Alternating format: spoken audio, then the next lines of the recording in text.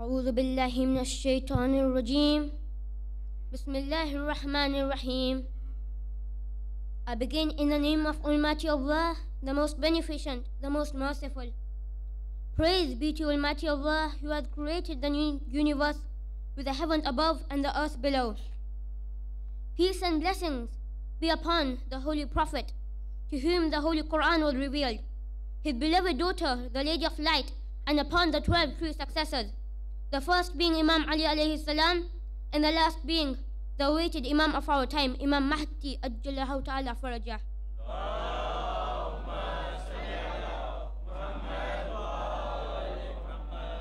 رب اشرح لي صدري ويسر لي أمري واحلل عقدة من لساني يفقهوا قولي. صلوات.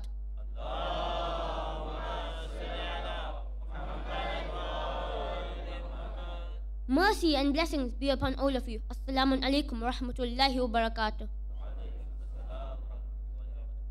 The journeys from Karbala to Kufa and Kufa to Sham were long and difficult ones. The holy prisoners were treated very cruelly during these journeys. They were constantly whipped with lashes and exposed to the hot sun for hours, and coupled with very minimal food and water. After the death of the beloved daughter of Imam Husayn alayhi salam, Sakina, the ladies of Sham began to admire her and encourage their family members to rise up against Yazid, because they came to acknowledge the true identity of the Holy Family. And the kind wife of Yazid, whose name was Hind, also came to acknowledge the Holy Family. Thus, she promised Yazid, if he did not release the holy prisoners at once, he would be exposed and liable to have his caliphate and power destroyed. So Yazid was experiencing a hard time finding out that his people in Sham were going to rebel against him, and his own wife and son threatening him on releasing the holy prisoners. So he was truly a defeated man. So after he freed the holy prisoners, returned their headscarves, he addressed the son of Imam Husayn alayhi salam. O Ali, son of Husayn, I am sorry to hear about the death of Sakina, the daughter of Husayn ibn Ali. I offer my condolences to you and your family. I also offer my apologies for all the sufferings inflicted on you and your family.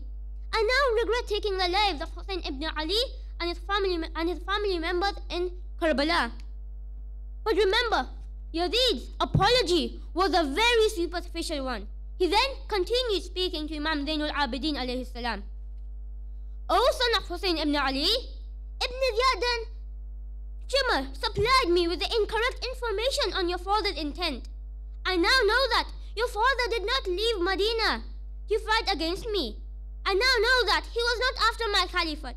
His mission was to preach the true Islam. I was wrong to believe the false information given to me by my chief commander in charge. Who would believe Yazid's excuses for carrying out those horrible crimes? Yazid was lying to save himself from losing his wealth and power. Yazid was truly the most evil person. Yazid, he knew very well what Imam Husayn's mission was. He knew that Imam Husayn did not leave Medina. He knew Imam Husayn was not interested in any wealth or power. He knew that Imam Husayn was trying to save the true Islam, which he was intentionally trying to destroy. So then he continued speaking to Imam Zainul Abidin after expressing his superficial regrets. O Ali, son of Husayn, you and your family are now free. You can stay where you like and go where you like as my respected guests. Yazid continued, O Ali, son of Husayn, I know that I killed your father Husayn and his family unlawfully, and for that I offer you any amount of blood money you ask for the unlawful killings of your relatives. Imam Zainul Abidin's face turned red with anger when he heard that Yazid was offering blood money for killing his beloved father, uncles and brothers. But before Yazid could reply to Yazid, Lady Zainab, who was listening to Yazid's offer from behind the curtain, spoke. Despite her extreme anger and provocation, Zainab, with tears in her eyes, replied in a calm and polite voice, O Yazid, son of Muawiyah, your men, on your orders, killed my beloved brother Husayn and then had his head cut off. Your men, on your orders, killed my brother Husayn's teenage son Ali Akbar. Your men, on your direct orders, killed my brother Abbas. After reminding Yazid of his cruel crimes, she continued speaking. O Yazid, we belong to the family of the Holy Prophet, who is Almighty Allah's most beloved creation. Do you think that Almighty Allah and His beloved Prophet will ever forgive you for your terrible sins? And now you insult us further by offering us money? And finally, when she finished, once again, Yazid was shocked by Lady Zainab's bold reply. Yazid was very embarrassed. So he quickly changed the subject and spoke again to Imam Zainul Abidin. O Ali, son of Husayn, I am issuing orders that a house should be given to you and your family, and you are to be treated with the highest respect befitting the family of the Holy Prophet. It is now for you to decide whether you desire to stay in Sham or go back to Medina. Yazid then asked Imam Zainul Abidin, is there anything else you would like me to do for you? Imam Zainul Abidin, after consulting with his aunt Zainab, said, yes, Yazid, we would like you to return us all the heads of the 72 marches of Karbala, which you have kept in your locker. And we would like to stay here in Sham for 7 days to mourn the death of our loved ones, and then return to Medina through Karbala. Yazid agreed to all the conditions put forward by the Imam. Imam Zainul Abidin, all the ladies and a few children who had survived the long suffering and were released from the holy prison, on the same day they were taken to a house in Sham. When the mothers of Karbala heard that the children's heads were in the house, they all rushed to the room where the heads were. Lady Farwa took the head of her Qasim, placed it on her lap. She kept on saying, my son Qasim, your father Imam Hassan will be proud of you, and I am proud of you too. But oh my brave son Qasim, I do miss you so much.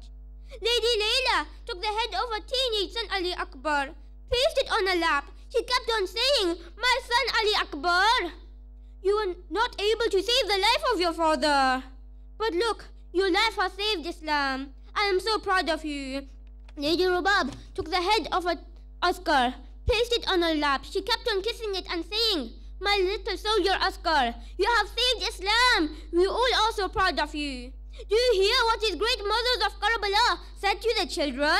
Though naturally they miss them, they are praising them for their courageous sacrifices for Islam. They are not showing any regrets for the sacrifices which saved Islam. Truly, the mothers of Karbala were no ordinary mothers. How can we ever forget them? Remember, the first and the best way to thank them is to make sure that we remain good Muslims by following the laws and principles of Islam. Lady Kulsum had the head of her brother Abbas, and Zainab had the head of her brother Husayn. Zainab kept on saying, oh my beloved brother Husayn, your mission has finally succeeded. Yazid is defeated and exposed. But oh my brother Husayn, I could not save your darling Sakina. She could not live without you in Abbas. She died in a prison. Please forgive me. Many ladies came to offer their condolences. However, a lady noticed that there were 2 heads which no one had taken on the lap.